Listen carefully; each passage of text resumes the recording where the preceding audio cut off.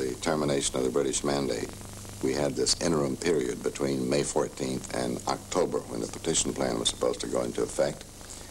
And every prospect was that there would be war if something else were not done. And so President Truman and Secretary Marshall agreed that under certain circumstances, we would propose trusteeship for an interim period within which we could look for a solution that would be more acceptable to both sides.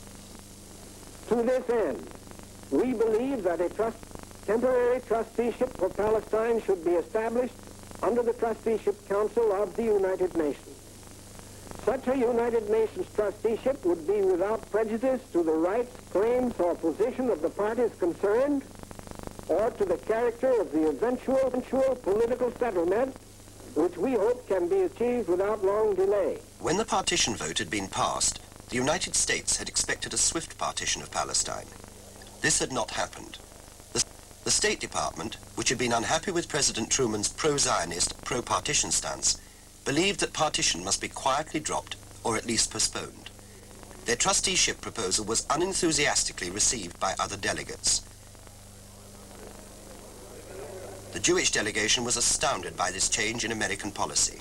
Both the President of the United States and the Secretary of State have repeatedly, within recent weeks, maintained that the position of the United States on partition remained unaltered. We are at an utter loss to understand the reason for this amazing reversal. Within 2 weeks, it had become fairly obvious that the Americans would not provide any armed forces to implement such a solution, and nobody else would. By the end of April, the United Nations had there was no way to reach a majority for the American proposal, and they had to go back to the partition. Fighting between Jews and Arabs intensified in March and April. Mishmar HaEmek, a Jewish settlement, was attacked early in April by Syrian irregulars. The Jews countered with an attack on a neighboring Arab village. A renewed Arab attack was defeated. It was one of several such actions. But Jerusalem was to be the heart of the battle.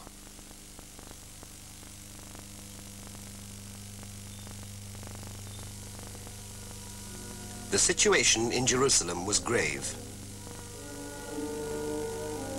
The Jewish community was besieged. Their water cut off. Their food running short. The British retreated to their garrisons, which the Jews called Bevingrads. My father happened to be in Tel Aviv at the beginning of all of this, and he never got back, and he had no way of knowing whether any of us were alive or not.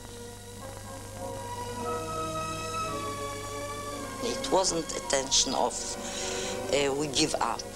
It was a tension that every day that we carry on. I suppose the real problem for everybody was that food and light and water jammed up on us.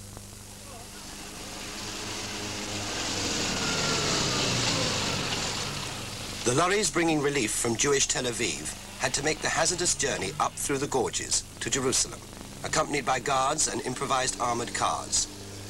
By March, Arab snipers in the hills overlooking the road became more and more effective.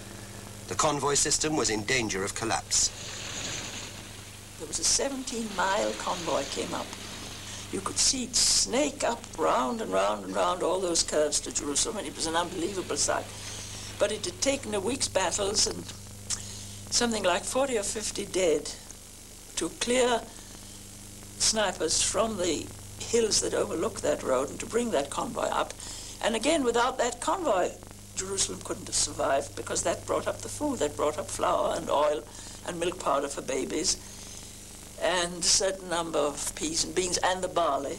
Well, the Battle of Jerusalem, I would say, was the most decisive, perhaps, in the whole planning and eventually in the war. Everybody knew that if Jerusalem falls, then there will be a Jewish state without a head, without a heart.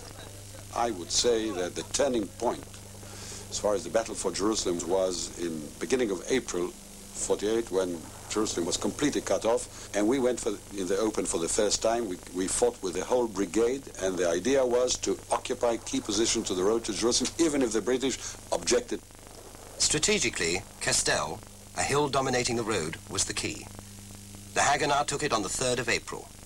They lost it 2 days later to an Arab force of Iraqi irregulars and Arab villagers. The counterattack on the 9th was a big operation. 1,500 men with newly acquired Czech guns. It fell. The Haganah rushed relief to Jerusalem, but the battle continued for the road. On the same day that Castel fell, the Irgun, a Jewish terrorist organization, attacked an Arab village on a nearby hill, Deir Yassin. I'd been out that day, and I got back about tea time, and my GSO-1,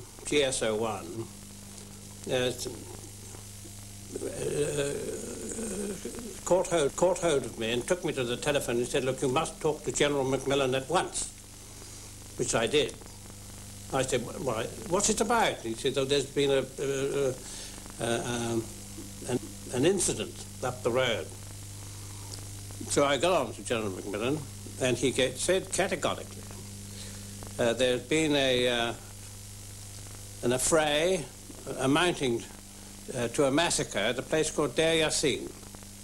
It's in your divisional area, and I'm giving you a definite order that you will not intervene there in any event, at any cost. You will leave it alone. I, of course, did what I was told.